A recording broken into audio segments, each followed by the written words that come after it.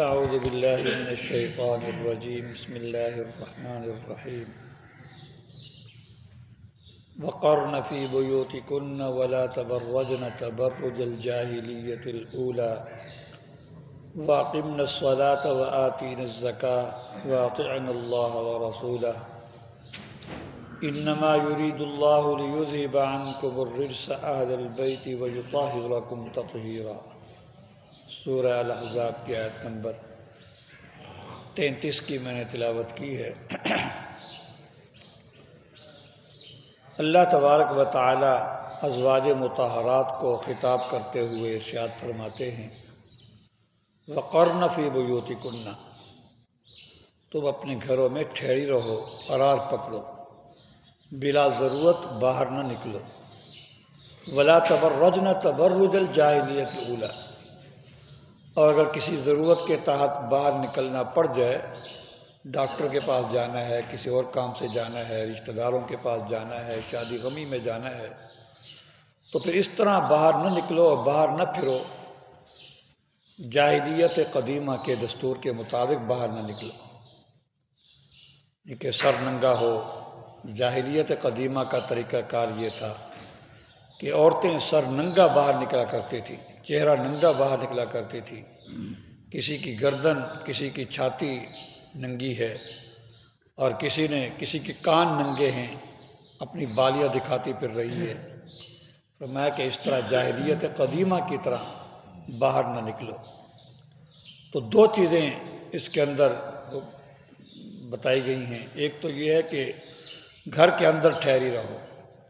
بلا ضرورت گھر سے باہر نہ نکلو، اور دوسرا یہ ہے کہ اگر نکلنا پڑ جائے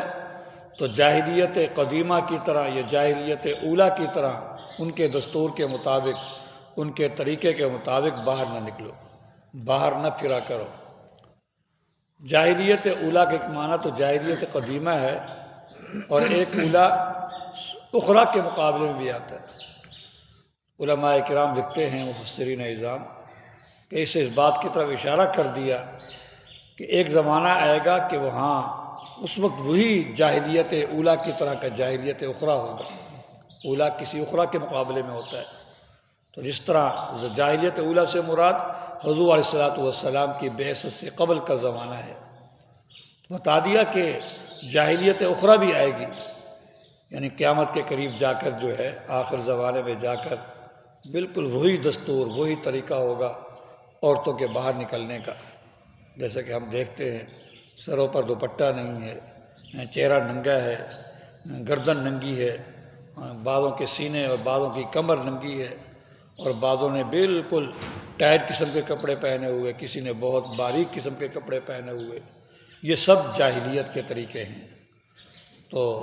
یہاں بظاہر خطاب ازواج مطہرات کو ہے، لیکن یہ حقیقت میں تمام عورتوں کو یہ حکم ہے کہ بلا ضرورت گھر سے نہ نکلا جائے، گھروں کے اندر ٹھہری رہو۔ ابن مسعود رضی اللہ تعالیٰ عنہ سے روایت ہے، مشکوٰۃ شریف میں یہ حدیث پڑھی ہے، فرمایا کہ جب المرأۃ عورۃ اذا خرجت استشرفها الشیطان، عورت تو چھپانے کی چیز ہے، اور جب عورت بلا ضرورت نکلتی ہے، علماء نے لکھا ہے کہ چاہے وہ پردے میں نکلے لیکن بلا ضرورت نکلے تب بھی شیطان اس کی طاق میں لگ جاتا ہے۔ بلا ضرورت، چاہے پردے میں بھی کیوں نہ ہو۔ ایک ہے بلا ضرورت نکلنا، اور ایک ہے بغیر پردے کے نکلنا۔ بلا ضرورت نکلنا، المرأۃ عورۃ، عورت تو چھپانے کی چیز ہے، اس کا تو باہر نکلنا ویسے ہی مناسب نہیں ہے، چاہے وہ پردے میں نکلے، کہیں جا رہی ہو بلا ضرورت۔ المرأۃ عورۃ اذا خرجت استشرفها الشیطان،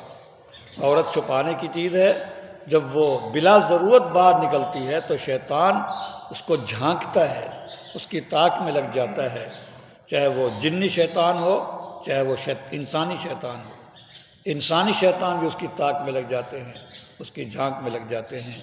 اور جو جنی شیطان ہوتے ہیں وہ اس کے دل میں بھی وسوسہ ڈالتے ہیں، اور انسانوں کے دل میں بھی وسوسہ ڈالتے ہیں، اور اس کے بارے میں غلط قسم کے جذبات اس عورت کے اندر بھی پیدا کر دیتے ہیں، اور باہر کے مردوں کے اندر بھی پیدا کر دیتے ہیں۔ اس لیے عورت تو چھپانے کی چیز ہے، اس کو بلا ضرورت تو باہر نکلنا نہیں چاہیے۔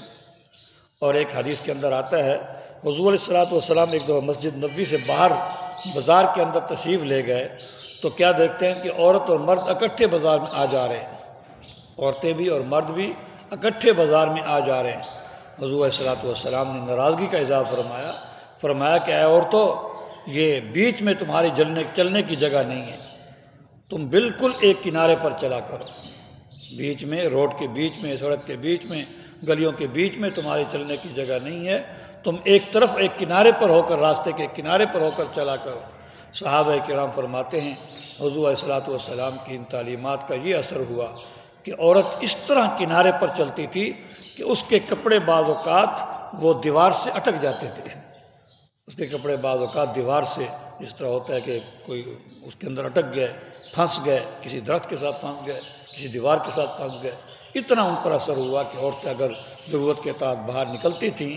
تو ان کے کپڑے جو ہے وہ دیوار سے اٹک جاتے تھے۔ اور ایک حدیث کے اندر آتا ہے، حضور علیہ الصلوۃ والسلام نے ارشاد فرمایا، ہر آنکھ زناکار ہے، ہر آنکھ زناکار ہے، چاہے وہ مرد کی آنکھ ہو چاہے وہ عورت کی آنکھ ہو، یہ زناکار ہے۔ ابو موسیٰ اشعری رضی اللہ تعالیٰ عنہ سے مروی ہے، حضور علیہ الصلوۃ والسلام نے ارشاد فرمایا کہ جب عورت جو ہے